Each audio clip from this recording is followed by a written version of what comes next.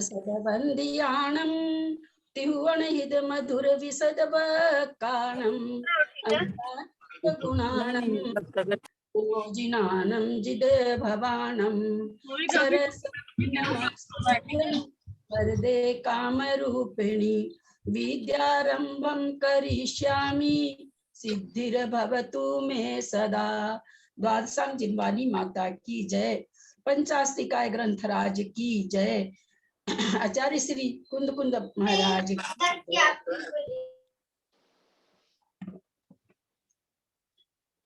निश्चय नये 161 नंबर गाथा है। निश्चय नयेण भनिदो तिहिते हिम समाहिदो हुजो अप्पा न कुणदि किंचिवि अन्नम न मुयदि सोमोखम गोति। इसका बता रहे हैं निश्चय से आत्मा के बारे में बता रहे हैं कि निश्चय से कोई क्या करता है, यह समझा रहे हैं। निश्चय नयन, निश्चय से तो भणिदो कहा गया है। गाथा भाई कौन सी गाथा है? 161। अच्छा। निश्चय से तो भणिदो माने कहा गया है, पास्ट भूतकाल कृदंत है। तिहि माने तीन, सम्यक दर्शन, सम्यक ज्ञान, सम्यक चारित्र, तीन। तेहिम उनसे, समाधिठो, समाधिठो मतलब उसमें समाहित हो गया है, यानी एक निष्ठ हो गया है। निश्चय से आत्मा तिहि, तिहि कहाँ से ले रहे हैं? पीछे वाली गाथा 160 नंबर की गाथा से ले रहे हैं। सम्यक श्रद्धान, सम्यक ज्ञान, सम्यक दर्शन, उसको तेहिम माने उनसे, तेहिम माने उनसे यानी किनसे? सम्यक दर्शन, सम्यक ज्ञान, सम्यक चारित्र से। समाहितो एक निष्ठ हो गया है, एक बिल्कुल एक रूप हो गया है। जो माने जो, अप्पा माने आत्मा, यानी जो आत्मा सम्यक दर्शन, सम्यक ज्ञान, सम्यक चारित्र से एक निष्ठ हो गया है। न कुणदी किंचिवी, वह कुछ भी नहीं करता। किंचिवी कुछ भी, न कुणदी नहीं करता है। क्या नहीं करता? कुछ भी। अन्नम अन्य दूसरा कुछ भी नहीं करता है, यानी अपनी आत्मा के सिवा और कुछ भी नहीं करता है। जो भी चिंतन चलता है उसका अपनी आत्मा में चलता है। ये नहीं कि वो 7 पदार्थ को, 9 पदार्थ को सोच रहा है, श्रुत आराधना कर रहा है, अथवा सम्यक चारित्र का बुद्धि पूर्वक पालन कर रहा है। यहाँ किसकी बात हो रही है? निश्चय से। और किसकी बात हो रही है? जो श्रेणी में चढ़ चुके हैं, जिनकी आत्मा के द्वारा, आत्मा के लिए आत्मा का ही चल रहा है, आत्मा का ही श्रद्धान है, आत्मा का ही ज्ञान है, आत्मा रूप ही चारित्र है, आत्मा में रमन करने रूप चारित्र है। ऐसा जो जीव है, कहते निश्चय से उन तीनों को, उन तीनों से, किस तीनों से? सम्यक दर्शन, सम्यक ज्ञान, सम्यक चारित्र। 160 नंबर गाथा में बताए, इसलिए उन्होंने तेहिम दे दिया। तेहिम माने उनमें समाहित है, एक निष्ठ है। अन्नम किंची भी न कुनदी, दूसरा अन्य यानी पर समय से संबंधित अन्य कुछ भी नहीं करता है। न मुयदि सो मोक्ष मग्गोती, ती माने इस प्रकार मोक्ष मार्ग को भी नहीं छोड़ता है। मोक्ष मार्ग किससे छूटता है? यहाँ मोक्ष मार्ग किसको बता रहे हैं आचार्य? निश्चय से जब आत्मा सम्यक दर्शन, सम्यक ज्ञान, सम्यक चारित्र रूप, तीनों रूप से एक रूप हो जाता है, तब वह निश्चय से आत्मा मोक्ष मार्गी कहलाता है। जब तक भेद रत्नत्र है तब तक मोक्ष मार्ग नहीं बनता है। मोक्ष मार्ग यहाँ आचार्य कुंद या जैसे आचार्य की दृष्टि से कहाँ बन रहा है?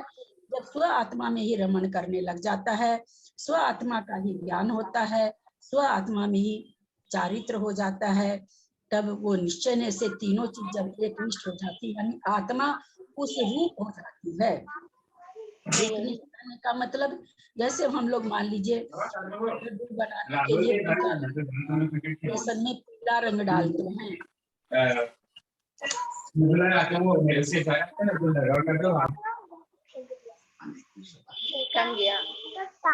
ऐसे पकड़ के वैसे करना माँ कान में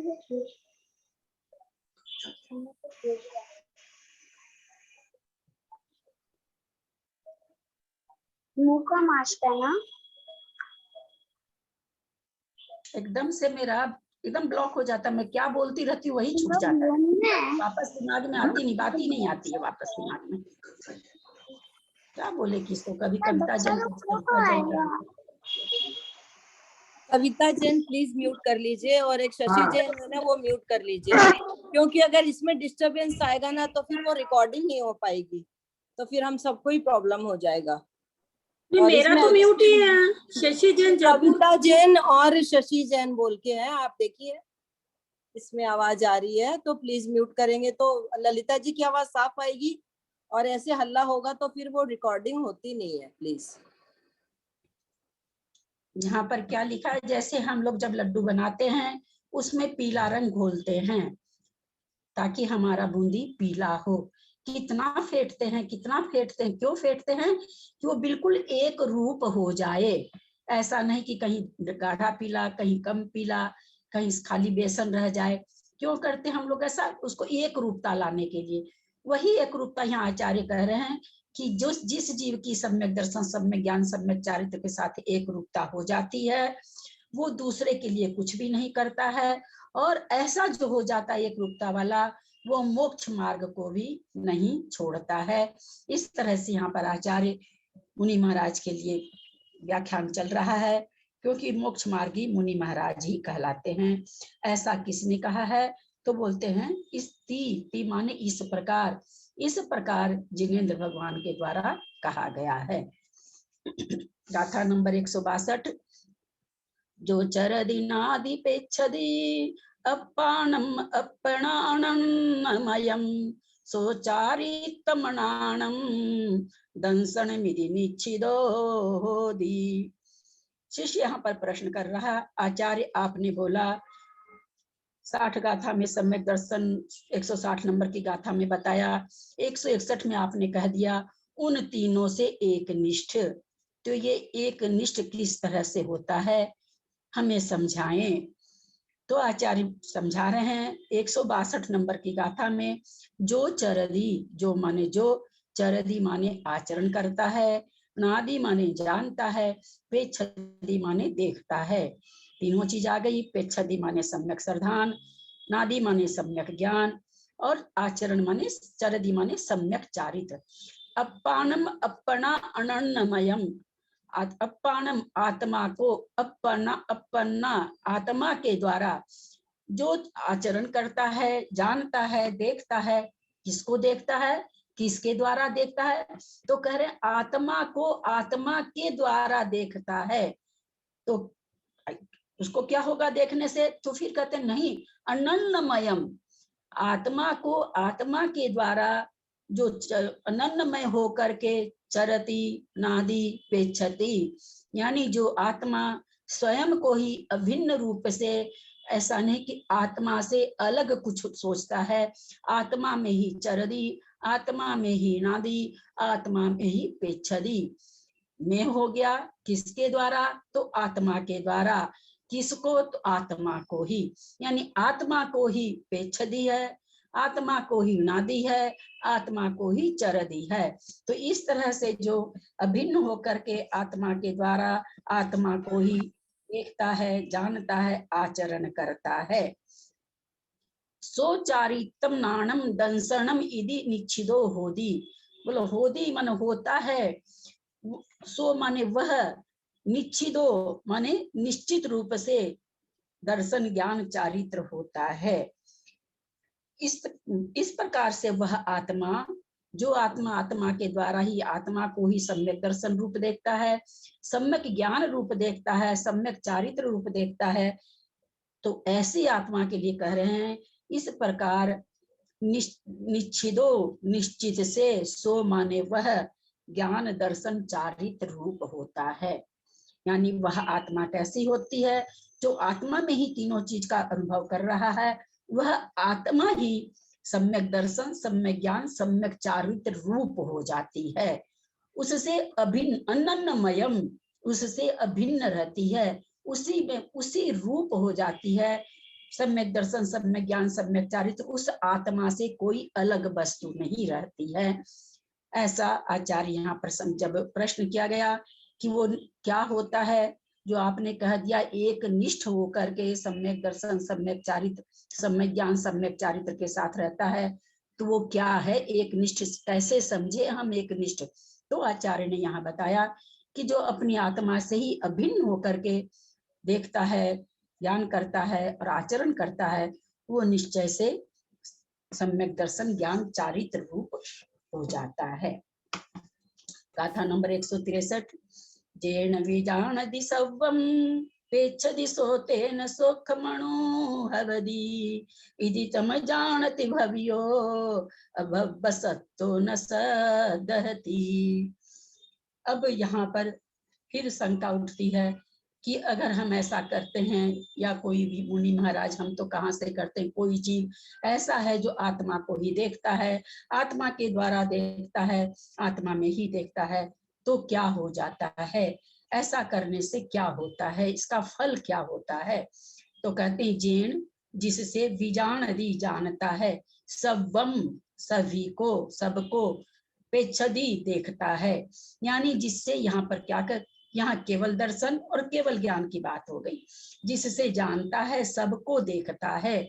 कब देखता है सबको, कब सबको जानता है, जब केवल ज्ञान और केवल दर्शन होता है। तो आचार्य यहाँ कह रहे हैं, जब जीव आत्मा को आत्मा के द्वारा आत्मा में ही जानने लगता है, अथवा जब जिस जीव की आत्मा सम्यक दर्शन ज्ञान चारित्र रूप हो जाती है, तो क्या हो जाता है, केवल दर्शन और केवल ज्ञान के द्वारा सबको जानता है। जिससे जेन, जिससे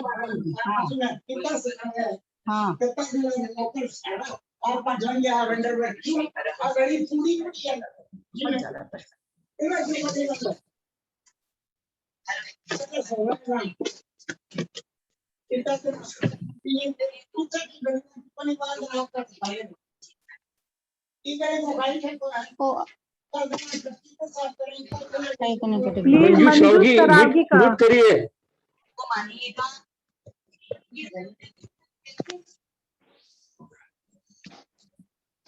तो बोलना पड़ता, हम तो समझ ही नहीं पाए आज तक, एकदम मेरे ज्ञान में ये बात नहीं आ पा रही है कि क्यों हम लोग को बोलना पड़ता है। जेन, जेन यहाँ किसके लिए दिया, पिछली वाला गाथा के लिए, कि जब सब आत्मा को ही सम्यक दर्शन चारित्र रूप कर लेता है, पहले इसके पहली गाथा में उन्होंने क्या दिया कि एक निष्ठ हो जाता है। फिर 162 नंबर की गाथा में एक निष्ठ को उन्होंने समझाया कि एक निष्ठ होना किसको कहते हैं। आपने तो एक निष्ठ कह के कह दिया, मुझे तो कुछ नहीं समझ में आया। तो आचार्य ने कहा कि आत्मा ही सम्यक दर्शन चारित्र रूप हो जाती है, इसको एक निष्ठ कहते हैं। अब यहाँ पर शिष्य प्रश्न कर रहे हैं, भाई एक निष्ठ होने से होगा क्या, अगर हो जाएंगे तो क्या होगा। तब कहती जेन, उससे विजानदि सव्वम पेच्छदि, सभी को जानने लगता है, सभी को, सभी सब, सव्वम विजानदि सव्वम पेच्छदि, सव्वम सबके लिए आ जाएगा, सबको देखता है, सबको जानता है।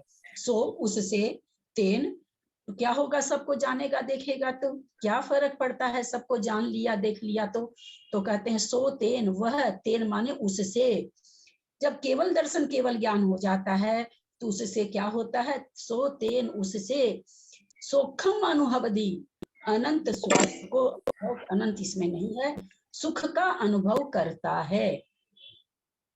यहाँ हम क्या समझें, केवल दर्शन और केवल ज्ञान होने से जीव सुखी हो जाता है, क्या ये शर्त है कि केवल, यहाँ ये नहीं, चूंकि केवल दर्शन केवल ज्ञान के साथ ही अनंत सुख भी जुड़ा हुआ है। वो यहाँ पर कहना चाह रहे हैं कि जब यह जीव सबको देखने लगता है, जानने लगता है, उसी समय उसको अनंत सुख का भी अनुभव होता है, अथवा यहाँ पर केवल सुख है तो सुख का अनुभव होता है। इति तम जानदि भव्यो, और इस प्रकार जो केवल दर्शन केवल ज्ञान हो जाता है और अनंत सुख का अनुभव करने लगता है, तो बोले इस प्रकार, तम माने उस जीव को, किसको, जो सबको जान रहा है, सबको देख रहा है और सुख का अनुभव कर रहा है, उसको भव्यो जानदि, भव्य जाना जाता है। भव्य, उसको इस प्रकार, उसको मोक्षगामी मोक्षगामी, ये इस तरह का कौन जानता है, तब माने वह जानदि भव्यो, वो भव्य यानी मोक्षगामी, यहाँ भव्यो का मतलब भव्य भी और मोक्षगामी भी हो जाएगा। मोक्षगामी को जानता है, श्रद्धा करता है। अभव्य सत्तो न सद्धति, अभव्य सत्तो माने अभव्य जीव, न सद्धति नहीं श्रद्धा करता है। इस तरह से जो मोक्षगामी होते हैं, भव्य होते हैं, वो इस प्रकार श्रद्धान करने लग जाते हैं। जो सबको देखते हैं और जानते हैं, उनको सुख का अनुभव होता है। और इस तरह से जो भव्य जीव है वो इस बात को जानते हैं, अभव्य को इसका श्रद्धान नहीं होता है। गाथा नंबर 164। दंसरणान चरितानि मोक्षमग्गोतु सेविदवाणी साधु हि इदम भणिदम तेहिम दु बंधुव मोक्षो वा। अब तो इसमें कुंदाचार्य बड़ा ही असमंजस में डाल रहे हैं। हम जैसे मंद बुद्धि वालों को तो घुमा दिए इसमें। दंसन नान चरितानी मोक्ष मग्गो तित सेवी दब्बानी। बोला दर्शन ज्ञान चारित्र मोक्ष का मार्ग है। ती माने इस प्रकार, सेवी दब्बानी इसका सेवन करो, इसका अनुगमन करो, अथवा ये अनुगमन करने योग्य है। सम्यक दर्शन, सम्यक ज्ञान, सम्यक चारित्र मोक्ष मार्ग है। इस प्रकार सेवी दब्बानी अनुगमन करने योग्य है अथवा सेवन करने योग्य है। ऐसा कौन कहता है? तो कहते हैं साधु ही इदम भणिदम। आचार्य कह रहे मैं नहीं कह रहा हूं। किसके द्वारा कहा गया? साधुओं के द्वारा। यहाँ साधु अरहंत परमेष्ठी को ही लिया जाएगा। उनके द्वारा इदम भणिदम ऐसा कहा गया है। लेकिन क्या कह रहे हैं साथ में? तेहिम दु बंधो वा मोक्षो वा। तेहिम माने उन तीनों से, उनके द्वारा। किसके द्वारा? सम्यक दर्शन ज्ञान चारित्र के द्वारा बंध भी होता है, मोक्ष भी होता है। क्या बात कह दिए। तब क्या अपनाएं? मिथ्या दर्शन, मिथ्या ज्ञान, मिथ्या चारित्र अपना लेते हैं। जब इससे भी बंध हो रहा है और इससे मोक्ष भी होता है तो हम क्या करें? अमृतचंद्र आचार्य और जयसन आचार्य की टीका में इसका बहुत अच्छा उदाहरण दिया उन्होंने। घी की तासीर ठंडी होती है, कहीं पर जलन हो जाए वहां आप घी लगाएं तो आपको ठंडक महसूस होगी। आचार्य उसमें दे रहे हैं उदाहरण। वही घी जब उष्णता का संयोग पा लेता है, गर्म हो जाता है, हमारे हाथ पर गिर जाता है तो जल जाता है। यद्यपि उस घी का स्वभाव तो ठंडा था, लेकिन संयोग पाने से, उष्णता का संयोग पाने से वो क्या हो गया? जला दिया। उसी तरह से सम्यक दर्शन ज्ञान चारित्र है तो मोक्ष का मार्ग ही, लेकिन जब ये पर समय के साथ होता है, जिस समय पर समय में रहते हुए जो सम्यक दर्शन ज्ञान चारित्र होता है, उस समय ये बंध का कारण होता है। अब देखिए, हम लोग कई बार मन में आती है कि हम जब समाई करते हैं, अपनी ही बात हम बता रहे हैं, तो उस समय निर्जरा होनी चाहिए। कैसे खोजें हम वहां निर्जरा? मैं बहुत बार कहती हूँ कि उसमें कोई निर्जरा नहीं है। वहां पर पुण्य मतलब शुभ कर्मों का योग है, अशुभ कर्म रुक गए। यहाँ आचार्य वैसे क्या कह दिए? सम्यक दर्शन चारित्र तक को बंध का कारण बता दिया और मोक्ष का कारण भी बताया है। एक ही चीज एक ही समय में बंध का कारण भी बता रहे हैं, मोक्ष का कारण भी बता रहे हैं। वहां पर ये घी का ही उदाहरण देकर के आचार्य बताए हैं कि जिस तरह से वो घी, उसी तरह से ये मिथ्या दृष्टि में ये जीव सम्यक दर्शन ज्ञान चारित्र से युक्त तो होता है, लेकिन पर के संयोग से पर ये मोक्ष मार्ग है, लेकिन ये पर के संयोग होने से, यानी पर समय में जब तक है तब तक इन सम्यक दर्शन ज्ञान चारित्र से भी बंद ही होता है। चारित्र तो धारण हो जाता 5वें गुण स्थान से, देश व्रत चालू हो जाता है 6ठे 7वें में है। अगर सम्यक दर्शन ज्ञान चारित्र से मोक्ष होगा तो 6ठे 7वें गुण स्थान में बंध नहीं होना चाहिए। कहाँ तक बंध हो रहा? कार्यकारी प्रकृतियों, जिन प्रकृतियों से नष्ट होने से उम्मीद है कि हाँ मोक्ष मिल जाएगा, कहाँ जाके वो मोहनीय प्रकृति 10वें गुण स्थान के अंत में खत्म हो रही है। तो वहां तक जो भी मुनि महाराज हैं ध्यान में लगे हुए हैं और छायिक सम्यक दृष्टि हैं, छपक श्रेणी भी चढ़ रहे हैं, लेकिन वो वहां तक पर समय ही कहलाते हैं। वहां तक उनका सम्यक दर्शन ज्ञान चारित्र जिस जिस प्रकृति का जिस जिस समय उदय हो रहा है बंध का कारण बन रही है। 10वें गुण स्थान में हम लोग समझे थे लोभ का उदय होते हुए भी, वहां जाकर के लोभ का उदय होते हुए भी लोभ का बंध नहीं हो रहा है, क्योंकि वहां जो सूक्ष्म दृष्टि के द्वारा लोभ बहुत कमजोर कर दिया गया है, उसमें अब ऐसी शक्ति नहीं बची रहती है कि वो अपने उदय में अपना बंध करा सके। तो वहां तक क्या हो रहा है, सम्यक दर्शन ज्ञान चारित्र से अभी तक तो बंद ही हो रहा है। इसके आगे जाकर के उस बंद से 12वें गुण स्थान में जाते हैं तो वो विच्छुत्ति होती है, तब जाकर के स्व समय में आते हैं। वहां तक तो छायिक सम्यक दृष्टि होने से सम्यक दर्शन भी है, सम्यक ज्ञान भी है और चारित्र भी है, लेकिन छायिक चारित्र वहां तक नहीं आया है। छायिक चारित्र प्रकट होगा तो सम्यक दर्शन ज्ञान चारित्र की एकता आगे बन पाएगी। तो इस तरह से यहाँ पर इसीलिए एक प्रश्न पूछा गया कि पर समय कहाँ तक है। उत्तर आया प्रवचन सार में 11वें गुण स्थान तक। 11वां गुण स्थान को भी पर समय में लिया गया, क्योंकि वहां पर वो उपशम श्रेणी ही चढ़ रहा है, सत्ता में विद्यमान है, लेकिन कथनचित कथन 11वें गुण स्थान से स्व समय घटेगा, क्योंकि यथाख्यात चारित्र वहां प्रकट हो रहा है। 10वें गुण स्थान तक तो पर समय ही कहलाता है। तो यहाँ पर वही आचार्य कहना चाह रहे हैं कि मोक्ष का मार्ग है, इसलिए सभी के सेवन करने योग्य है, ऐसा साधुओं ने कहा है।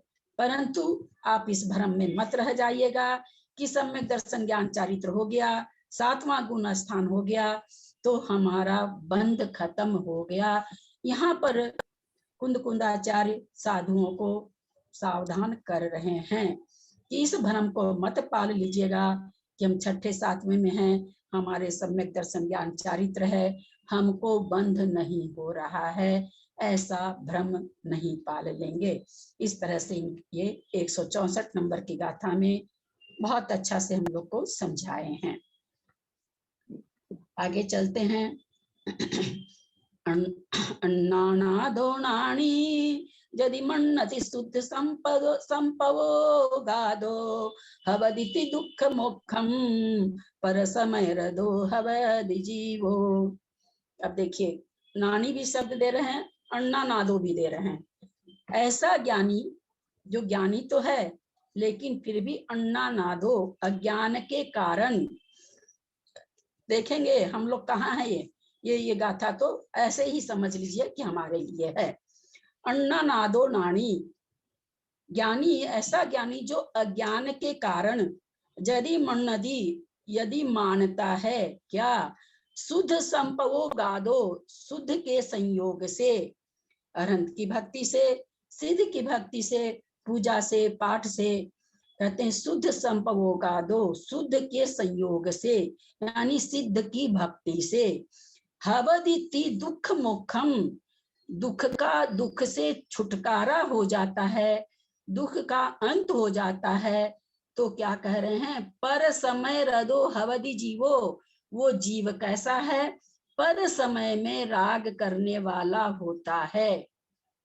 देखिए क्या कह दिया आचार्य ने कि यानी ज्ञानी भी है, लेकिन ज्ञानी होकर के उसके क्या ज्ञान हो रखा मन में कि अगर मैं सिद्धों की भक्ति करता हूं तो मैं दुख से छूट जाऊंगा। तो ये जो विचार अज्ञानी कह रहे हैं, हम उसको क्यों कह रहे हैं, क्योंकि वो पर समय है। अभी तक पर समय क्यों है, क्योंकि वो सिद्धों की भक्ति में ही अपना सब कुछ समझ रहा है, जबकि आत्मा को आत्मा में रमन करने से होगा। सिद्ध की भक्ति तो पर समय का राग हो गया। कितनी गहरी बात कह रहे हैं। सिद्धों की भक्ति करना यद्यपि स्थूल पर समय में नहीं है, सूक्ष्म पर समय में है, लेकिन जब तक सूक्ष्म पर समय भी है तब तक मोक्ष मार्ग पर तब तक स्व समय में राग नहीं कहलाएगा, पर समय में राग कहलाएगा। एक बार फिर देखते हैं अर्थ। अन्नानादो नानी, ज्ञानी, ज्ञानी तो हो गया, क्योंकि ये तो वो जान रहा है कि भाई सम्यक दर्शन ज्ञान चारित्र को धारण करना चाहिए, चूंकि पिछली गाथा में बता दिया आचार्य, उससे धारण करके वो सिद्धों की भक्ति करता है। सिद्धों की भक्ति करके उसके मन में है कि भाई मैं तो शुद्ध का उपयोग कर रहा हूँ, है ना, शुद्धो संपयोगो। उसके दिमाग में क्या है कि मैं शुद्ध का संयोग कर रहा हूँ, इसलिए मैं शुद्ध हो जाऊंगा। कहाँ अज्ञान उसका कहाँ आ गया? ज्ञानी होते भी अज्ञान क्या हो गया उसको, कि उसके मन में ये आ गया कि मैं सिद्धों की आराधना कर रहा हूँ, तो तीमानी इस प्रकार दुख मोक्षम हवदी, मेरे दुखों का नाश हो जाएगा, दुख से मोक्ष हो जाएगा, दुख का अंत हो जाएगा। तो कहते हैं ये ऐसा जो जीवो, यह जीव पर समय रदो भवती, पर समय में संलग्न होता है, पर समय में रमा रहता है। पर समय अपनी आत्मा छोड़ करके, अभी आगे बताएंगे। यहाँ चूंकि पर समय आया है तो आगे आचार्य हमको हदर में नहीं छोड़ेंगे, हमको पर समय से भी परिचय कराएंगे कि भाई ये पर समय क्या हो गया। सिद्धों का आराधना कर रहे हैं तो ये पर समय कैसे हो गया, आगे गाथा में हमें आचार्य उपदेश देंगे। हम यहाँ ये समझे कि सिद्धों की भक्ति करना भी पर समय में संलग्न होना है, और दुख का अंत कब होगा, जब स्व समय में रत होंगे। इस तरह से 165 नंबर की गाथा में आचार्य हमें ये बता रहे हैं, क्योंकि पर समय में राग है, और जहाँ राग है वहाँ मोक्ष नहीं है। ललिता जी, मुझे एक बात पूछनी थी कि 11वें गुण स्थान में स्व समय कैसे हुआ, वो पर समय कैसे नहीं हुआ? क्योंकि वहाँ भाभी 11वें गुण स्थान में, पहली बात तो मुझे जहां तक लगता है कि 11वें गुण स्थान में कथनचित नहीं है, पूरा ही स्व समय है।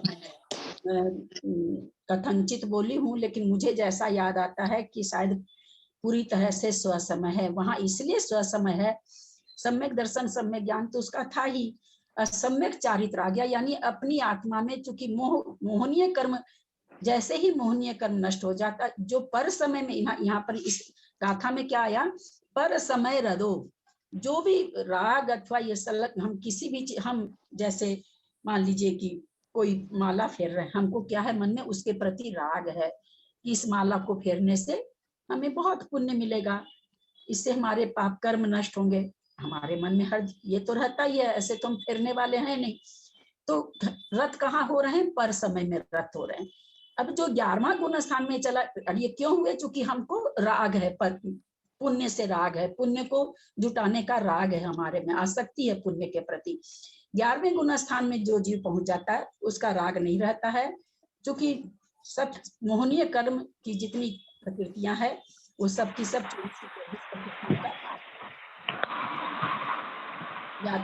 11वें गुण स्थान वर्ती के उपसम हो जाता है।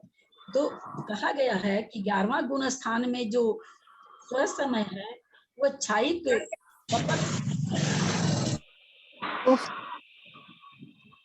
प्लीज,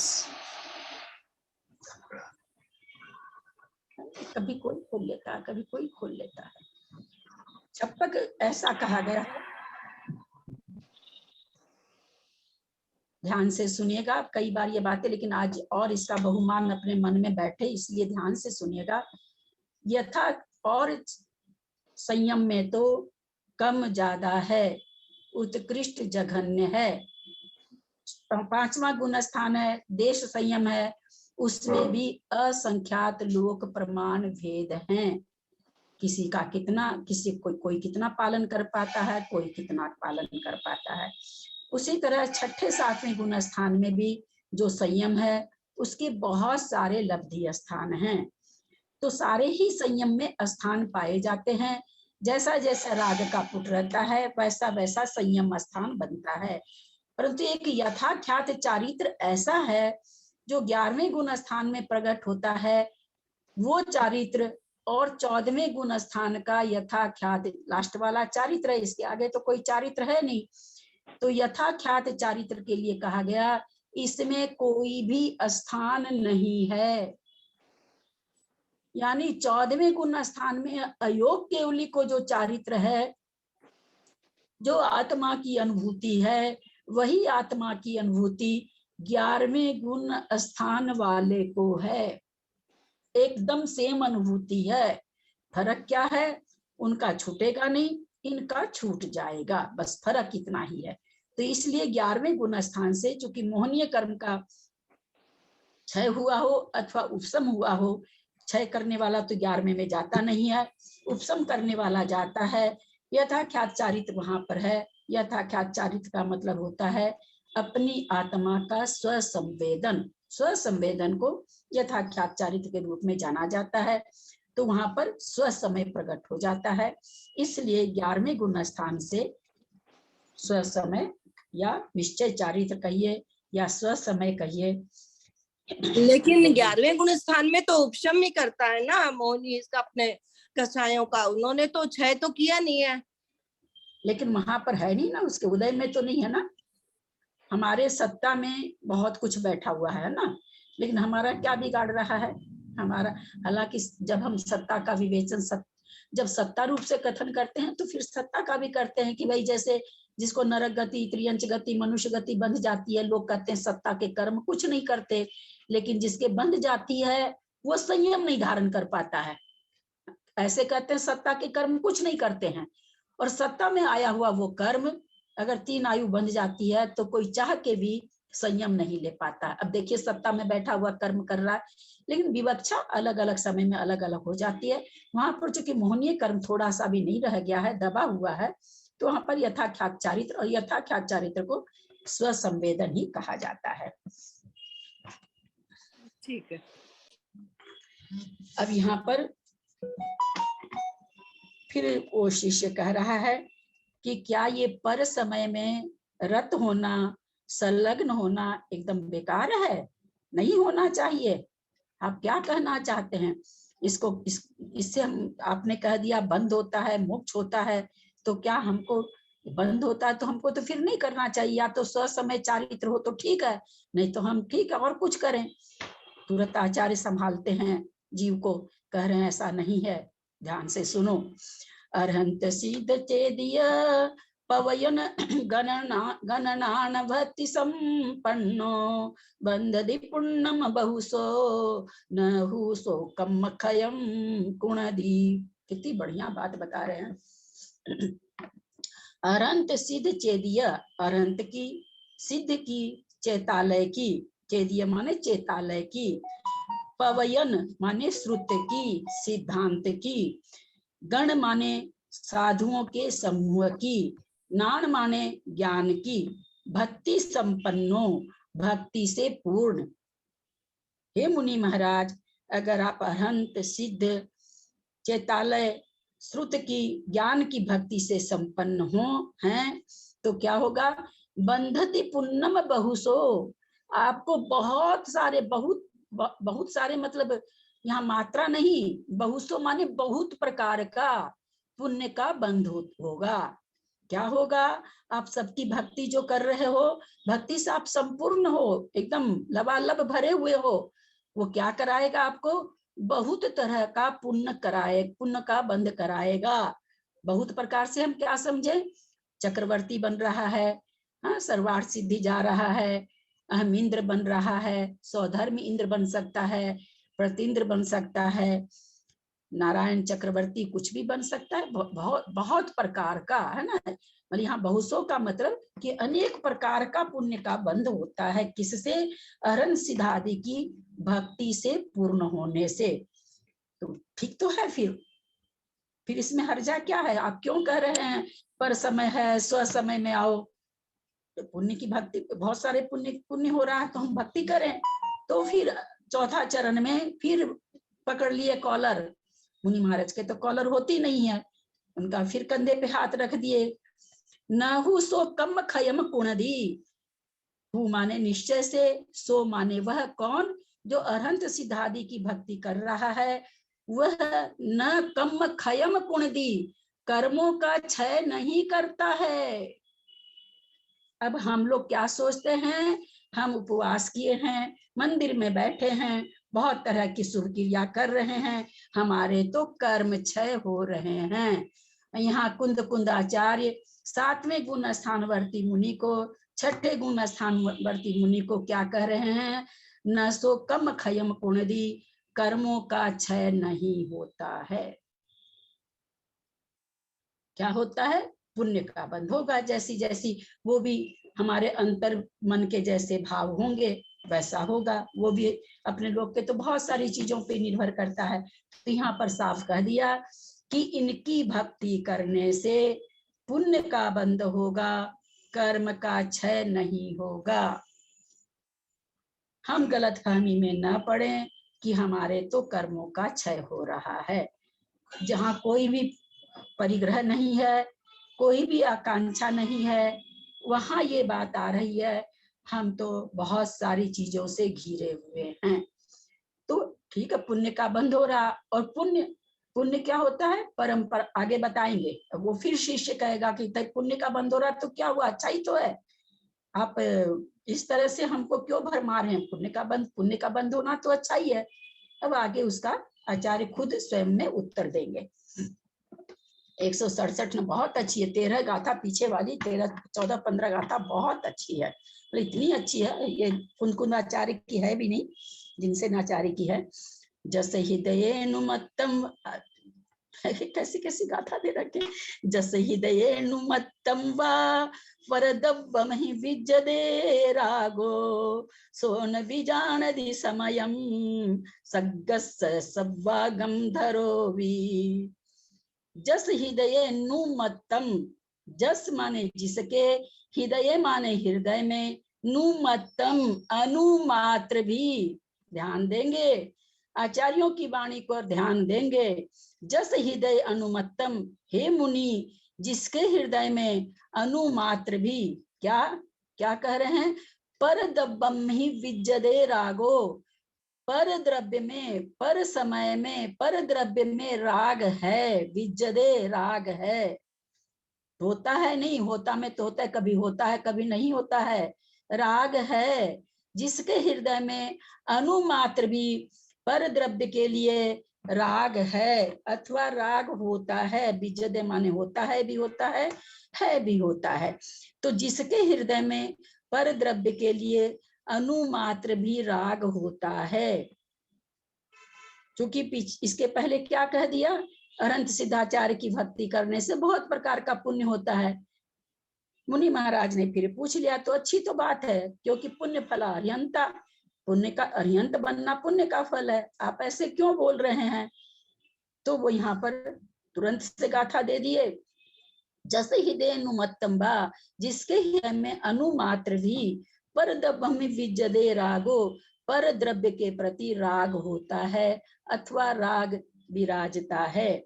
सोन बीजानदी सग्गस समयम, सो माने वह मुनि, वह जीव, सग्गस समयम अपनी आत्मा को, अपने सिद्धांत को, न बीजानदी नहीं जानता है। क्योंकि वो तो कहाँ लगा हुआ? अरहंत सिद्धाचार्य जिनवानी जिन सूत की भक्ति करने में लग रहा है, उसका तो अपनी आत्मा की ओर ध्यान ही नहीं जा रहा है। क्या कह दिया आचार्य ने कि अनुमात्र भी, किसी पर द्रव्य, जितने भी स्व आत्मा को छोड़ करके अपना शरीर भी पर द्रव्य है। तो हम लोग पर द्रव्य को समझें, एक आत्मा स्वद्रव्य है, इसके अलावा जितने भी द्रव्य हैं, वस्तु हैं, पदार्थ हैं, तत्व हैं, सब पर द्रव्य हैं। क्योंकि जब अपना शरीर ही पर द्रव्य है, ये तो वैसे भी पुद्गल है, ये तो पर द्रव्य क्या पूरा ही पर द्रव्य है, लेकिन हम तो अपना मान के बैठे हुए हैं। लेकिन यहाँ आचार्य का क्या? अनुमात्र, अनुमत्तम, अनुमात्र भी, बहुत बड़ा बड़ा नहीं, अनुमात्र भी अगर पर द्रव्य में राग रहता है तो अब स्व समय को न विजा, स्व समय को नहीं जानता है। कैसा होने पर? सब आगम धरो भी, सारे शास्त्रों को जानता हुआ भी, सब आगम धरो, सभी शास्त्रों को जानता हुआ भी, जिसके हृदय में पर द्रव्य के लिए अनुमात्र भी राग है, वह अपने समय को अपनी आत्मा को, अपने सिद्धांत को, निजी सिद्धांत को न विजानदी, नहीं जानता है। क्यों कहना पड़ा? क्योंकि पिछली गाथा में उन्होंने कह दिया कि बहुत तरह का पुण्य होता है।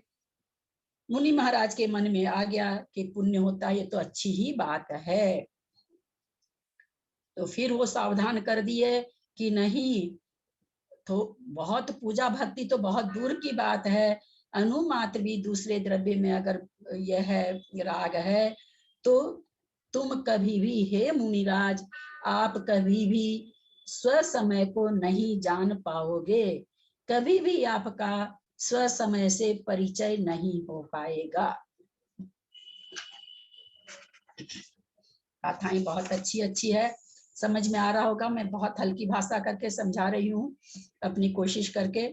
168 नंबर गाथा, धरितुम जस्तन सकम। अब फिर वो शिष्य कहता है कि भाई आपने तो कैसे एकदम उलझा के रख दिया है, सब आदमी, सब जीव तो एक समान नहीं होते हैं, कोई नहीं क्या नाम है सो धारण कर पा रहा है, तो क्या होता है? अगर कोई पर समय को नहीं छोड़ पा रहा है, स्व सिद्धांत को नहीं धारण कर पा रहा है, तो हे आचार्य बताएं हमें उसकी क्या हालत होती है, या वो क्या करता है। उसके लिए अब आचार्य बता रहे हैं। धरितुम जसन सक्कम चिदुभामं वीणादु अपाणम रोधो तस्सन विज्जदी सुहा सुह कदस्सकम मस। आचार्य बहुत एकदम बहुत बारीक लाइन से, लेकिन बिल्कुल दो फाड़ कर दिए। कोई किंतु परंतु, कथनचित, कोई किसी भी शब्द के लगाने का काम ही नहीं रखे कि कथनचित ऐसा होता है, ऐसा कथन यहाँ पर आचार्य बिल्कुल भी नहीं कर रहे हैं। धरितुम जसन सक्कम चिदुभामम, रोकने के लिए, धरितुम रोकने के लिए, जस जिसके, न सक्कम जो शक्य नहीं है। क्या रोकने के लिए शक्य नहीं हूं? अपाणम विनादु चिदुभामम, अपनी आत्मा के पुरुषार्थ के बिना मन के भ्रमण को, भ्रमण करने वाले मन को, अगर कोई शक्य नहीं है अपनी आत्मा, किससे, यहाँ आत्मानम वीणा क्यों लिखा?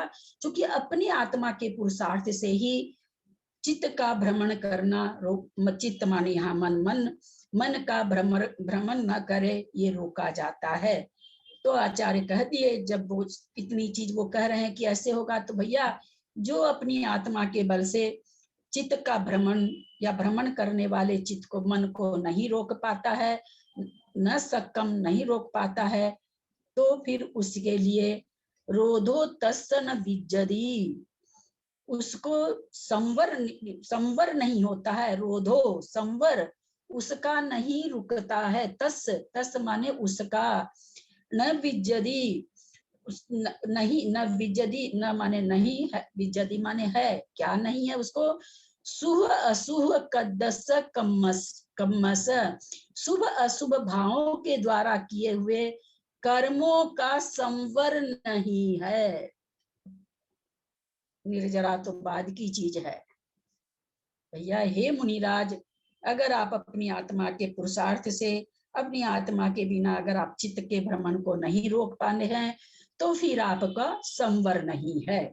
क्या चित्त का संवर नहीं है? शुभ अशुभ भावों के द्वारा जो कर्म आ रहे हैं, आप उसका संवर नहीं कर सकते हैं, आपको संवर नहीं हो सकता है। संवर नहीं तो निर्जरा नहीं, निर्जरा नहीं तो मोक्ष नहीं। एकदम आचार्य ने, होता ना अपने जैन धर्म में सब चीज में स्यादवाद लगता है, कथनचित लगता है।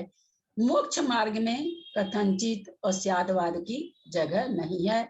एक गाथा में भी आचार्य ने कथनचित लगाने की, मतलब कि हम लोग लगा दें ऐसा, हम लोग ऐसा कहीं भी शब्द नहीं आ रहे हैं, कहीं भी स्याद शब्द आया ही नहीं है। तब अब वो कहते हैं कि आपने तो बहुत तरह की चीज कह दी, पर समय में रथ है, अनुमात्र भी राग है, अरहंत सिद्ध की भक्ति करता है तो उसको पुण्य होता है, जो मन को नहीं रोकता उसके संवर नहीं होता है।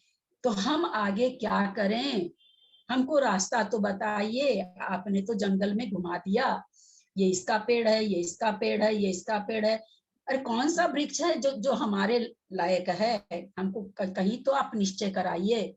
तो अब 169 नंबर की गाथा में आचार्य सामने वाले पर ही शर्त थोप रहे हैं, खुद नहीं ले रहे हैं कोई बात, मुनि महाराज को ही कह रहे हैं। क्या कह रहे हैं हम आगे देखते हैं।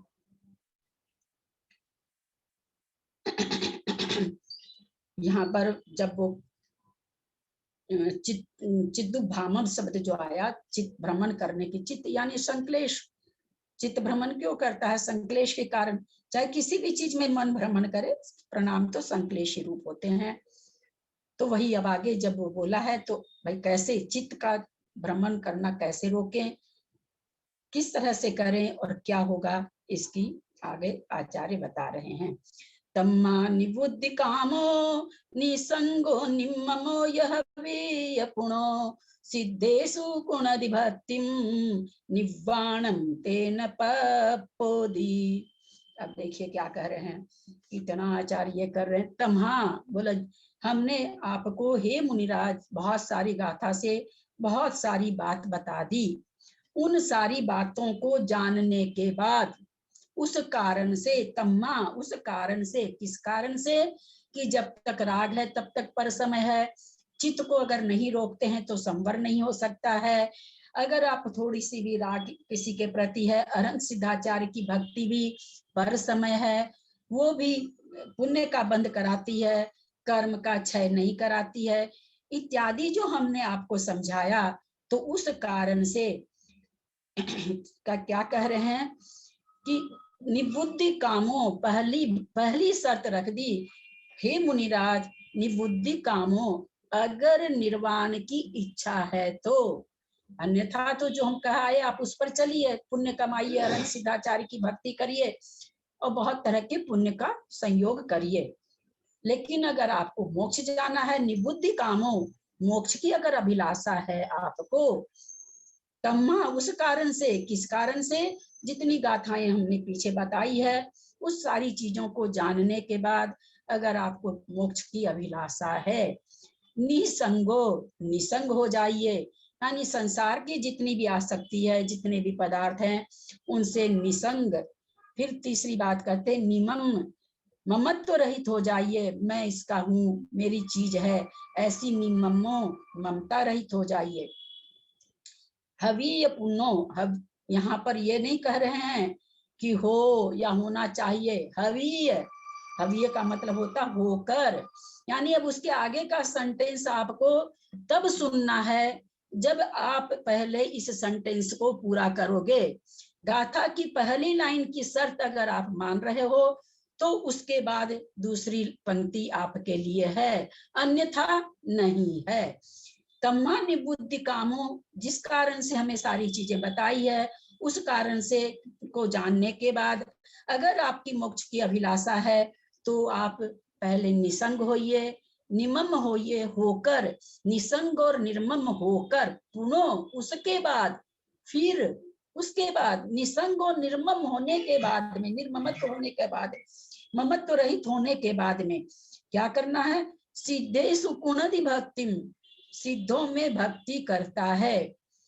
यहाँ पर कह रहे हैं कि जो, हे मुनिराज, जो मुनिराज मोक्ष का अभिलाषी है वो ममता रहित होकर के, आसक्ति रहित होकर उसके बाद सिद्धों की भक्ति करता है।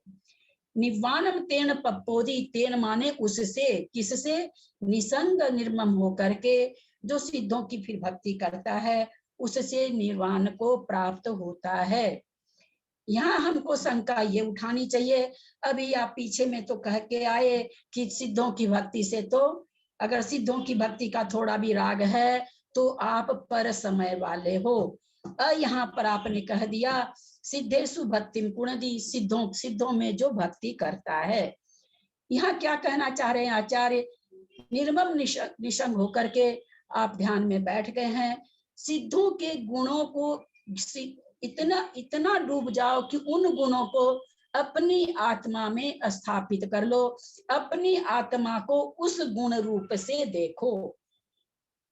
मेरे को छाई ज्ञान है, मैं छाई ज्ञान वाला हूँ, मेरी आत्मा छाई ज्ञान वाला है, छाई दर्शन वाला है, अनंत सुख वाला है। जो भी सिद्धों में, सिद्धोसु भक्ति पुनदी, सिद्धों में भक्ति करते हुए उस रूप अपने को जानने लग जाता है, उस रूप अपनी आत्मा में डूब जाता। सिद्धोसु का मतलब यहाँ पर आत्मा के सारे गुण। तो कैसे आएंगे आत्मा के सारे गुण विचार में? पहले सिद्धों के माध्यम से आएंगे। तो सिद्ध की भक्ति करते हुए फिर अपनी आत्मा में जब डूब जाता है, आत्मा से एकाकार हो जाता है, तेन निर्वाणम पपोधि, उससे उसको निर्वाण हो जाता है या निर्वाण प्राप्त करता है। फिर कह रहे हैं, चूंकि सिद्धेषु भक्ति कहे हैं, तो फिर शंका हो रही है कि भाई आपने तो सिद्ध की भक्ति कही है, तो आचार्य को लगा कि इसको कहीं भ्रम न हो जाए कि भाई सिद्ध की भक्ति ही हमको निर्वाण करा देगी, तब तो ये पर समय हो गया। तो देखिए फिर अगली गाथा में किस तरह से झंझोड़ रहे हैं, या किस तरह से मुनि महाराज को एक प्रकार से कह सकते हैं कि डांट सी लगा रहे हैं। क्या लगा रहे हैं कि तुम ऐसा न समझ लेना हे मुनिराज कि सिद्धों की भक्ति से तुमको निर्वाण हो रहा है। सपयत्थम तिथयरम अविगत बुद्धि ससुतरो इस दूरतरम निर्वाणम संजम तप संपभूतस्स। अब क्या कह रहे हैं कि देखो, तुम्हारे मन में ये हो रहा हो कि मैं सिद्धों की भक्ति कर लूंगा तो हो जाएगा, तो कह रहे हैं ऐसा नहीं होगा। सपयथ तिथरयम, पदार्थ से, सपयथ माने पदार्थ सहित, नो पदार्थ को आप जान रहे हो, जो होते हैं तीर्थयरम और तीर्थंकर में, अविगत बुद्धि स, ज्ञात बुद्धि वाला, यानी ज्ञात बुद्धि वालों के, यानी जो पदार्थों को भी जान रहा अच्छी तरह से, तीर्थंकरों को भी अच्छी तरह से जान रहा है। सूत्रोई स, सूत्र माने सिद्धांत, सिद्धांत में रुचि भी है, लेकिन क्या कह रहे हैं, दूर तरम निवाणम, निवान अनेक दूर है, अत्यंत दूर है, दूर तरम निवाणम, निर्वाण अत्यंत दूर है। और क्या कह रहे हैं, संजम तप संपउत, संजम और तप की संपत्ति से सहित होने पर भी, हे मुनिराज, सभी पदार्थों को, तीर्थंकरों को अच्छी तरह से ज्ञात होने पर भी, श्रुत में बहुत भक्ति होने पर भी, बहुत रुचि होने पर भी, संयम तप से सहित होने पर भी निर्वाण बहुत दूर है।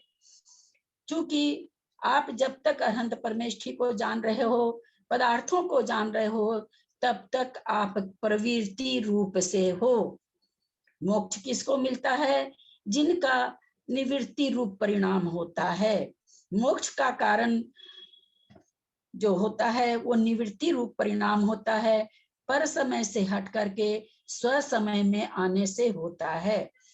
यद्यपि सपयथम तिथयरम आदि जो है ये सूक्ष्म पर समय है, लेकिन है तो पर समय। तो पर समय में रहने के कारण इनके निर्वाण अभी बहुत दूर है। बहुत अच्छी तरह से अभिगत बुद्धि का मतलब होता है जो अच्छी तरह से पदार्थों को भी जान गया है, क्या मोक्ष है, क्या पुद्गल है, क्या जीव है, क्या पाप है, क्या पुण्य है, सारी चीजों को, सारे पदार्थों को जान लिया है, तीर्थंकरों को भी जान लिया है। ऐसा अभिगत बुद्धि वाला, सिद्धांत में रुचि वाला, संयम तप से संयुक्त वाला के भी निर्वाण बहुत दूर है। निर्वाण कब नजदीक होता है? जब इन तीनों से हट करके स्व समय में रमण करता है, पर समय से हट करके, ये सूक्ष्म पर समय है, प्रवृत्ति रूप, चूंकि प्रवृत्ति है, पर पदार्थ को जान रहा है, अनंत को जान रहा है, श्रुत में रुचि रख रहा है, संयम तप कर रहा है, तो क्या ये सारे प्रवृत्ति रूप परिणाम हो गए। तो यहाँ पर वही कहना चाह रहे हैं कि जहां तक प्रवृत्ति रूप परिणाम है तब तक आपके लिए बहुत दूर है क्या, निर्वाण। तो फिर मोक्ष बहुत दूर है। अब पुनः शिष्य कहता है कि आपने तो कह दिया निर्वाण बहुत दूर है, तो हम जो सब पदार्थों को जान करके, सब में अभिगत बुद्धि होकर के तीर्थंकर को जाना, श्रुत में बहुत अधिक रुचि है हमारी, संजम तब से सहित हैं, तो क्या हमारा कोई कार्यकारी नहीं है, ये सब क्या ऐसे ही चला जाएगा। तो फिर आचार्य थोड़ा मुनिराज को ढाढ़स बनाते हैं। 171 नंबर गाथा। अरंत सिद्ध चेदिय पवयन भक्तो परेण नियमेण, जो कुणदी तवो कम्मम सो सुर लोगम समाधि यदि। क्या कह रहे हैं आचार्य, हे मुनिराज, आपका पदार्थों को जानना, तीर्थंकरों को जानना, श्रुत में भक्ति होना, संजम तब से संयुक्त होना, ये बेकार नहीं है। क्या करें, अरंत सिद्ध चेदीय पवयन भक्तो, अरंत सिद्ध चेतालय, पवन माने श्रुत की भक्ति, परेण नियमेन, परेण माने उत्कृष्ट, अरंत सिद्ध जिन मंदिर जिन देव से जो सिद्धांत बोले गए हैं, यानी जिन श्रुत भक्ति करने वाला, भक्तो माने भक्ति करने वाला, नियमेन नियम पूर्वक, परेण परेण तवो कम्मम, परेण माने उत्कृष्ट तप कर्म को जो कुणदी जो करता है, अरहंत सिद्धाचार्य जिन आगम जिन श्रुत की भक्ति करने वाला, नियम से परेण तवो कम्मम जो कुणदी, नियम से उत्कृष्ट तप कर्म को जो करता है, सो सुरलोकम समाधि यदि, वह सुरलोक को प्राप्त करता है, अंगीकार करता है, या वैमानिक देव बनता है, स्वर्ग लोक को स्वीकार करता है, माने स्वर्ग लोक को। तो यहाँ क्या कहना चाह रहे हैं, हे मुनि महाराज, जब तक आप स्व समय में नहीं जाते हो तब तक पर समय में रहते हुए सम्यक दर्शन ज्ञान चारित्र का पालन करते रहो।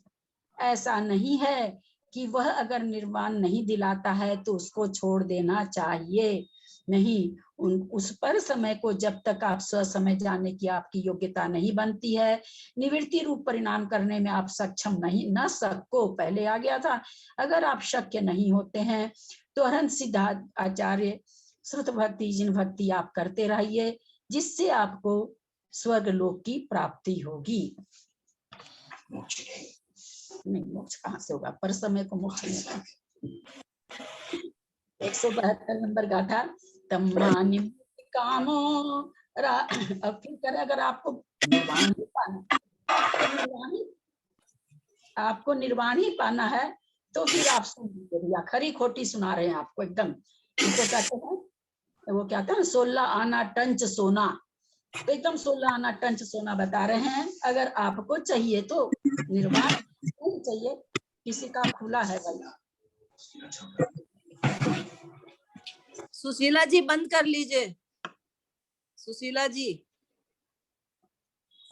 तम्मा, उस कारण से, क्या कारण से, हम जो इतनी गाथा में आपसे संवाद करते आ रहे हैं, आपको उपदेश देते आ रहे हैं, उस कारण से अगर आपको अब निर्वाण अगर चाहिए तो निबुद्धि कामो, अगर आपको मोक्ष की अभिलाषा है, मोक्ष के अभिलाषी जो हैं उनको क्या करना चाहिए, तम्मा मन उस कारण से, किस कारण से, कि हमको जब पर समय में जब तक राग रहेगा तब तक निर्वाण नहीं प्राप्त होगा, स्वर्ग प्राप्त हो सकता है, और वह स्वर्ग परंपरा से तो मोक्ष का कारण है, पर अभी मोक्ष बहुत दूर तरम, बहुत दूर है, उस मुनिराज के लिए मोक्ष भी बहुत दूर है।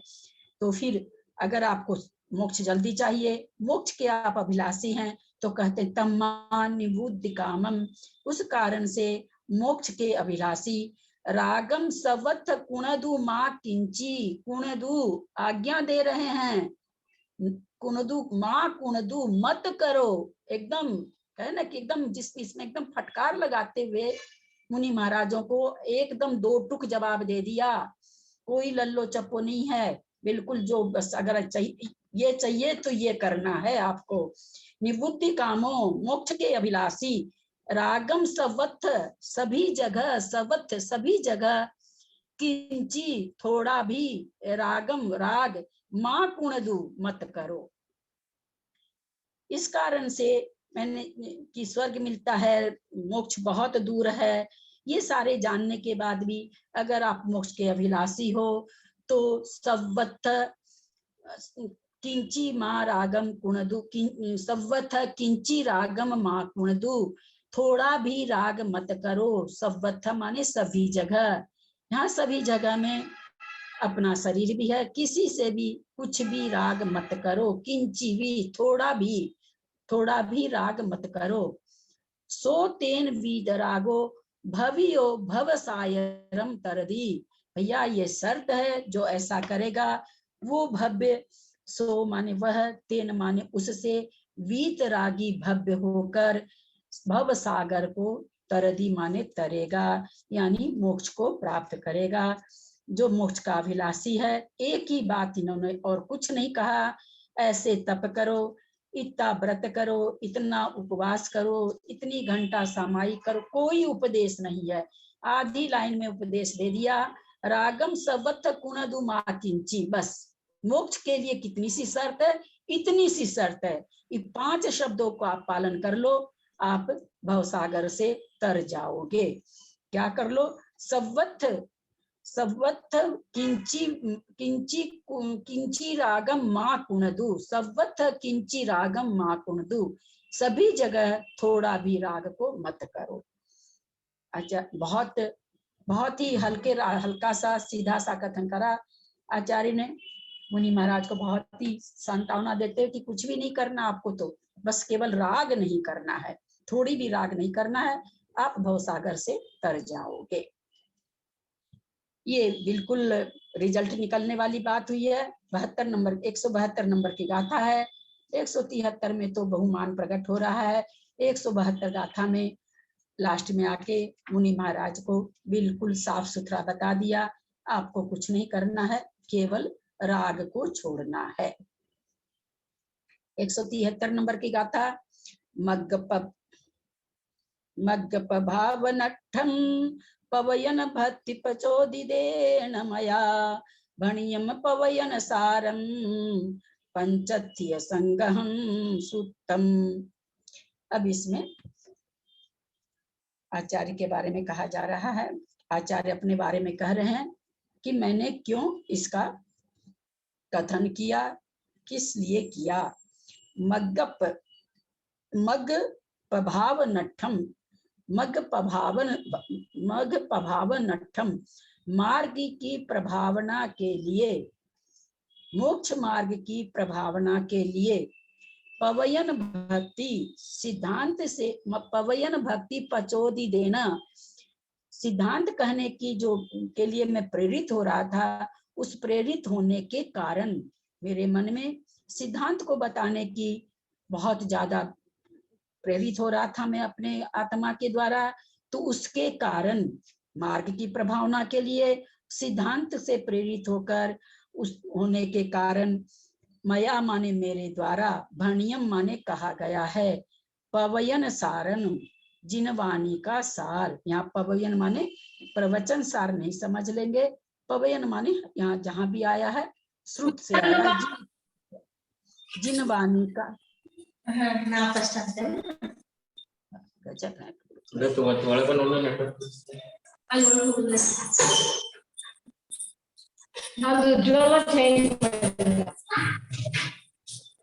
उज्ज्वला जी बंद करिए।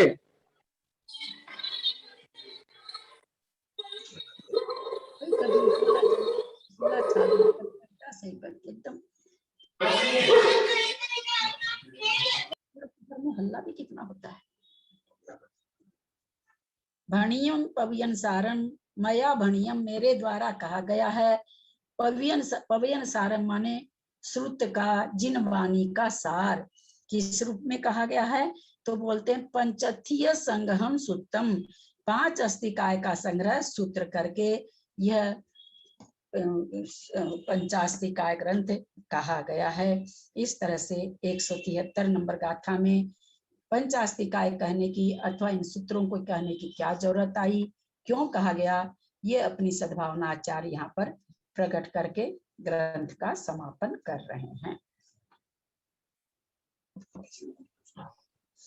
किसी को भी कोई शंका हो तो ले सकते हैं, अथवा कोई 8:30 तक क्लास चला लेते हैं। अगर आप लोग को, देखिए मेरे को भी उतनी परेशानी जितनी आपको है, मेरे को तो बैठा ही नहीं जाता लगातार इतनी देर।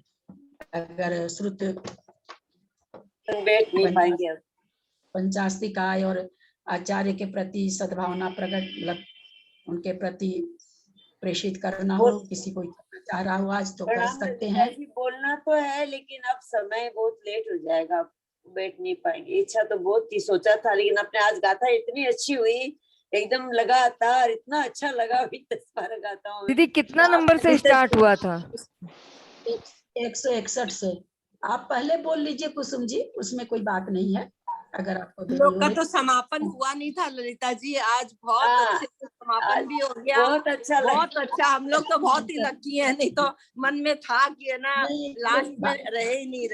आज जो मिस किए है ना उनको बाद में अफसोस होगा ललिता जी। आज जिन्होंने क्लास मिस किए ना उन्हें बहुत अफसोस होगा। आज तो बहुत ही अच्छी गाथा है, छोटे ना रिविजन जैसा हो गया आज। बहुत ही अच्छा लगा, रिविजन हुआ है। और हमारा तो समापन भी आज हुआ है, तो हम तो बहुत एकदम अपने आप को कल ना रीतू का फोन आ गया भाभी कि आंटी 161 से लेके 170 तक का वीडियो नहीं बना है। मैं भी भूल जाती हूँ भाभी, मैं कल भी नहीं चालू की थी, आधे के बाद की थी। मैं खुद अभी भूल जा रही हूँ, आदत में नहीं आया। नहीं, कल का वीडियो तो आ गया ललिता जी, कल का वीडियो तो आ गया। उसमें आपको नहीं करना पड़ता है, वो ऑटोमेटिक हो जाएगा, आपको नहीं करना होगा, हो जाएगा। हाँ, रिकॉर्डिंग करने की मुझे जरूरत नहीं है। नहीं, वो ऑटोमेटिक हो जाएगा सब कुछ। मैं थोड़ा सा बोल देती हूँ ललिता जी। तो वो बोली कि हमको 161 से 173 तक, अभी फिर उसका फोन आ गया। नहीं, बहुत अच्छा हुआ। राखी बांधने आ गई, दूसरे दिन कर दीजिए या मैं ऑडियो सुन लूंगी। मैं कि अब तो मैं आज बोल देती हूँ, अब कि ऐसा थोड़ी होगा कि अब आज भी नहीं बोलूं, कल भी नहीं बोलूं, फिर परसों अचानक से गाथा का अर्थ बोलूं तो अच्छा नहीं लगता। आज मैं कर देती हूँ। आज तो बहुत अच्छा, बहुत ही आनंद आया, समझ में आया एकदम। तो ये गाथाएं बहुत अच्छी है ना, सारी की सारी बहुत ही अच्छी है गाथाएं। रिवीजन हो गया। हाँ, इसमें तो एक ही रिकॉर्डिंग में सारी गाथा मिल भी जाएगी। हाँ, बहुत ही अच्छा लगा। आज बोलने का सोमवार को रख लेते हैं, रिकॉर्डिंग में 10 गाथाएं मिल जाएगी। कोई बात नहीं, अपने पास 3 दिन है। मैं सोच रही थी कोई रिवाइज करें तो रिवाइज कर लेंगे। वैसे इन गाथाओं का तो हम रिवाइज करा दिए बढ़िया से, कोई जरूरी नहीं कि आप लोग करें, बढ़िया से समझ में भी आ लेंगे ललिता जी। आज बोलने का ही रखते हैं ललिता जी। हाँ भाभी ठीक है, मेरे को तो अच्छा ही है। नहीं, बोलने का ही रखते हैं, मंडे को ही रखते हैं, क्योंकि आपको इतना वो हो जाता है फिर। और मंगलवार को दीदी किसी के शंका समाधान हो वो कर दीजिए। सोमवार को सबका वो करके मंगलवार को शंका समाधान कर दीजिए। सोमवार को बोलेंगे जो बोलना चाहेंगे, और फिर आगे जैसे जैसे। अच्छा, बहुत अच्छा लगा। बोल दिए थे जो बच्चे आपकी शक्ति को लगातार कंठ से इतनी देर तक गाथाओं का बता रहे हैं, इतना विस्तार से। हम तो इसके लिए एक ही लाइन कहते हैं कुसुम जी, भाभी भागन बस जोगे बस आए, बस इसके अलावा कुछ नहीं है। तो आप लोग का पुण्य है जो मेरे को बुलवा देता है। एक बात है, द्रव्य संग्रह को पढ़ करके भी शायद इतना आनंद नहीं आया था उस समय। हाँ, इसमें इतनी नई बातें मिली है। वही मैं बोल रही थी कुसुम जी, एक बार 1 से लेकर 173 गाथाओं का उच्चारण कर लीजिए। अपन 2 दिन में बुधवार को कर लेंगे। हाँ, सोमवार को बोलने का मेरे को भी नहीं पता था, इस ग्रंथ को मैं भी नहीं जान रही थी कि मतलब इतना आनंद क्या है कि कई नई बातें, नए शब्द, नई बातें आई है बहुत। ऐसे इसका नाम नहीं है, पंचास्तिकाय ग्रंथ का नाम इसीलिए बहुत ज्यादा फेमस है। मोक्ष में पहुंचने का रास्ता बता दिया आचार्य श्री ने, और आपने समझा दिया। बहुत अच्छा ग्रंथ है, छोटा सा ग्रंथ है, लेकिन क्या सागर भरा हुआ है। सागर क्या पूरा एकदम निचोड़ निकाल के दे दिए हैं। बहुत अच्छा, गजब। लास्ट की गाथा है तो इतनी बढ़िया है, पीछे वाली खाली राग छोड़ो, क्या बन जाओ बस। खाली राग छोड़ो 2 अक्षर का बस। और सुनिए, वो राग छोड़ने के लिए भाई नेचुरली देखिए 10वां गुण स्थान वाला राग तो 10वां गुण स्थान का है, वो तो हाँ। सोचना ही, लेकिन उस राग को हम भी छोड़ सकते हैं। ऐसा नहीं कि वो तो क्या है कि उनके तो सत्ता से खत्म हो रहा है, हमारे सत्ता से तो नहीं जाएगा, लेकिन हम व्यवहार में तो छोड़ ही सकते हैं ना। हाँ। बंध कम कर सकते हैं, 2 चीज हम कम कर सकते हैं। उदय को कम कर सकते हैं, उदय तो होगी, राग उदय तो आएगी जो बंधी हुई है, लेकिन हम उसको उदयाभावी क्षय कर सकते हैं। उदयाभावी क्षय करेंगे तो बंध नहीं होगा। ये 2 काम हमारे हाथ में है। सत्ता का हमारे पास जो है सो है, कुछ नहीं कर सकते। शरीर से इतना राग है। हाँ, सब उसी के चलते तो सारा राग है। शरीर से तो बेटा है, पति है, साड़ी है, घर है, सब तो शरीर से, मेरा घर, मेरी साड़ी, मेरा पति, मेरा बच्चा, सही है। वो बहुत मुश्किल है। शीशा के सामने खड़े हुए बिना रहते नहीं है। वही आपने बताया था ना कि साड़ी अच्छी पहन के मंदिर चली गई तो दूसरे दिन और तैयार होने में 10 मिनट ज्यादा। एक कथा गोचर में बताया था ना कि किसी ने साड़ी अच्छी बता दी तो दूसरे दिन तैयार होने में 10 मिनट ज्यादा। बहुत बहुत धन्यवाद ललिता जी, बहुत बहुत ऐसा लगता है जब आपसे सुनकर हम लोगों को इतना अच्छा, इतना समझा रहे हैं। केवल ज्ञान में जो भगवान की ये सब बातें वाणी खीरी थी, तो उन भव्य जीवों को पता नहीं क्या हो रहा होगा। क्या हो रहा होगा, सच्ची में कैसे नहीं सम्यक दर्शन होगा, बोलिए ऐसा होता है, कैसे नहीं होगा, होगा ही होगा। अपने राग के तो छोड़ो, मुनि राजों को इतना झिंझोड़ दिया आचार्य श्री ने। आपको हमको झंझोड़ के क्या पाएंगे वो। अपन तो राग में भरे पड़े हैं पूरे। अपने सीट में क्या बोलेंगे, तो बेचारे मार्ग में लगे हैं, थोड़ी कोई तो समझाएंगे। कुंद आचार्य के तो सभी ग्रंथ मुनि राजों के लिए ही है। हाँ, आज एक खुशखबरी और है, एक खुशखबरी सुना रही हूँ। अपनी माया दीदी है ना दिल्ली वाली, हाँ मालूम है, वो 2 प्रतिमा ले ली कल। माया की भाभी, माया भाभी, माया जी, माया जी को छुलिकानी दीक्षा होने वाली है। माया भाभी, हाँ, हमारे यहाँ कल छुलिका दीक्षा है, अशोक जी बज की बहन। नहीं, हाँ मालूम है ललिता जी, अब देरी हो रही है, हम निकल रहे हैं, एक बार प्रणाम करते हैं। हाँ चलिए, हाँ ठीक है। और एक ना आज 28 दीक्षा हुई थी, 28 दीक्षा हुई थी, तो ये सारे बाल ब्रह्मचारी थे क्या? नहीं थे ना, कोई 70 के हैं, कोई 80 के हैं, कोई 78 के हैं, कोई 85 के हैं। नहीं तो विद्यासागर जी तो दीक्षा देते ही नहीं है ना। वो अभी थोड़ा दिन पहले भी ऐसी दीक्षा हुई थी, क्षुल्लक दीक्षा बोल करके। क्षुल्लक दीक्षा दे रहे हैं, मुनि नहीं बना रहे हैं अभी। अब ठीक है, अब देखिए इनके इतने अनुयायी हैं, क्या करें, नहीं देंगे तो वो और ज्यादा ये हो जाएंगे। तो मुनि दीक्षा तो कभी अभी तक नहीं दी है किसी भी विवाहित को, अभी तक नहीं दी है मुनि दीक्षा।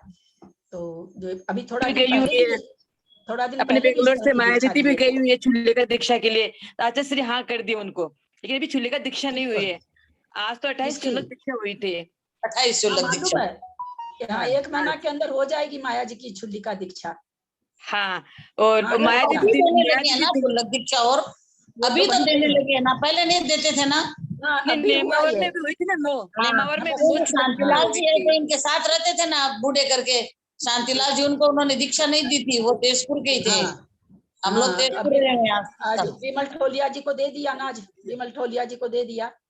वही तो आज देखा तो पता चला। नहीं अभी तक नहीं देते थे, अभी नेमावर में शुरू किया। वही सोचो ना, देखिए ना आदमी जब विमल जी सेठी को दिया है दीदी, विमल जी सेठी। हाँ, विमल जी सेठी को दी है, दया जी वालों को। लेकिन है ना पीछे नहीं दिया ना, हमारे पीछे नहीं दिया, दिया ना, पीछे नहीं दिए, पीछे नहीं दिए, पीछे नहीं देते, पीछे छुल्लक को पीछे नहीं देते हैं। कमंडल और पात्र दिए, चांदी का कटोरा दिए, कपड़ा दिए, कपड़ा दिए हैं, वो पीछे की चांदी का कटोरा भी दिया पात्र में करने के लिए। हाँ पीछे नहीं दिए, हाँ पीछे की जगह रुमाल जो नहीं होता गमछा वो दिए, दीक्षा दे नहीं रहे थे। अब इतने लोग लेने वाले सबके एकदम मन, अब जो विवाहित है बेचारे कर लिए विवाह, फिर वो कहाँ जाएं, तो इनको चिंतन आया होगा आचार्य श्री को कुछ ऐसा। ये सबों का उद्धार करना है, नहीं तो उद्धार नहीं होगा। इसीलिए सारी वात्सल्य हाँ, तो दुनिया भर का इसीलिए। आचार्य लोगों में रहता ही है ना भाई, दुनिया भर का वात्सल्य रहता है। हाँ। तो आज विमल नए जी चीज काका जी देखे। को ना पहले भी दे रहे थे दीक्षा, पर उनके आंखों में मोतियाबिंद थी, क्षुल्लक दीक्षा। अच्छा, तो महाराज श्री अच्छा। उनको बोला कि आप पहले मोतियाबिंद का इलाज करवाओ, तब हम आपको क्षुल्लक दीक्षा देंगे। तो वो इंदौर में जाकर के दोनों आंखों का ऑपरेशन कराए और फिर आए, तब उनको हाँ कर दी उन्होंने।